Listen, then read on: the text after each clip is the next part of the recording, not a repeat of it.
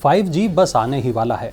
4G का दौर अब पीछे छूट जाएगा और शुरू होगा इंटरनेट स्पीड और तकनीक का नया दौर। लेकिन इस नए दौर के नए खतरे भी हैं। एक लाइन में आप बस ये समझ लीजिए कि ठगी करने वाले आपके पीछे लगे हैं और आपके डेटा, आपके फ़ोन, आपके इंटरनेट पर उनकी नज़र है।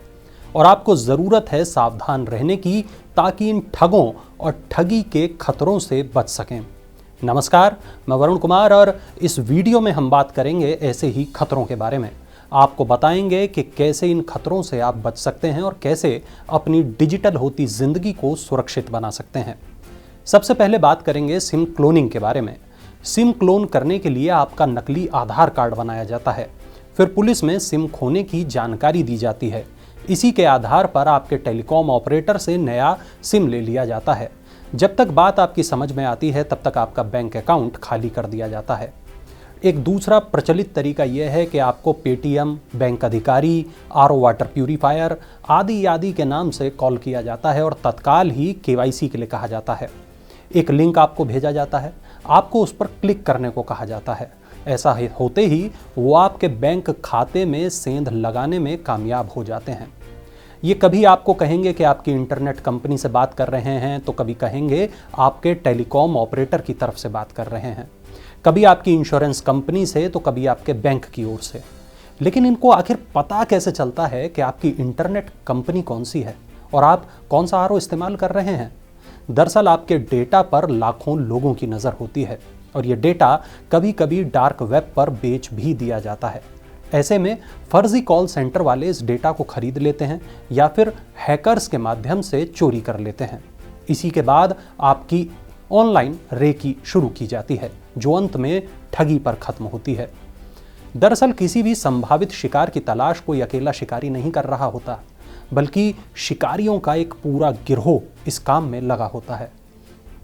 फेक कॉल सेंटर यही काम कर रहे होते हैं।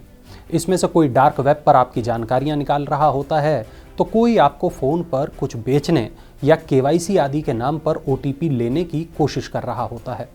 कोई आपकी सोशल प्रोफाइल खंगाल रहा होता है, तो कोई आपके बैंक खातों में सेंध लगाने की कोशिश कर रहा होता है।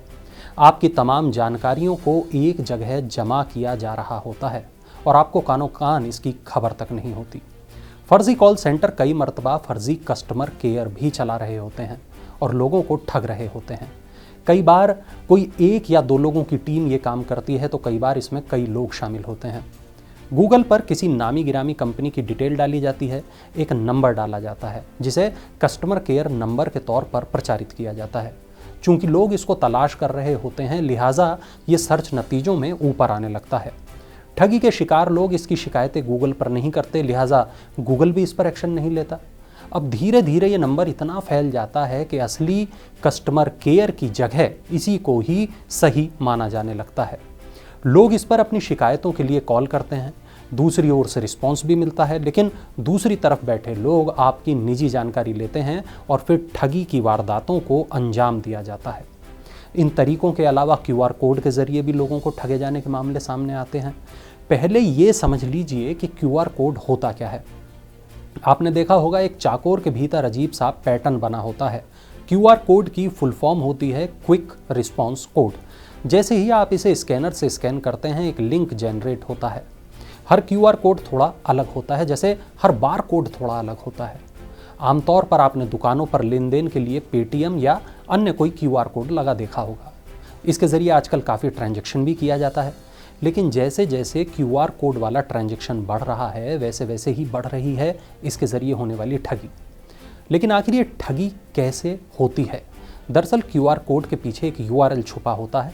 आपको एक साइट पर रिडायरेक्ट किया जाता है, कोई बटन दबाने या फिर किसी खास जगह पर क्लिक करने को कहा जाता है।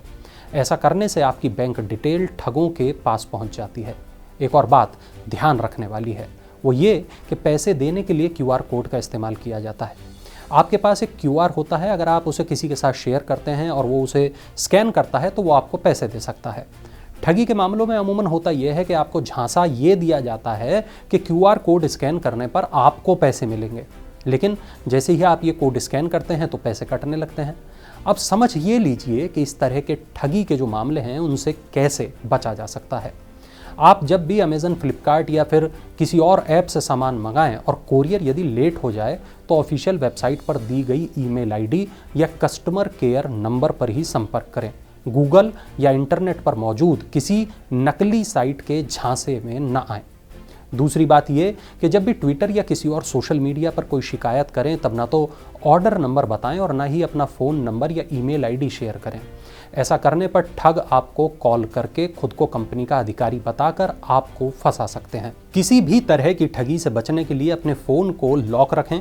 ईमेल से लेकर अन्य सोशल मीडिया के पासवर्ड वक्त वक्त पर बदलते रहें। नेट बैंकिंग, क्रेडिट कार्ड आदि की डिटेल कभी किसी के साथ शेयर ना करें। इनके पासवर्ड कभी ईमेल पर ना रखें। कहीं से आने वाली कॉल जैसे लॉटरी में जीत, हॉलीडे पैकेज, केवाईसी आदि पर तुरंत भरोसा न करें।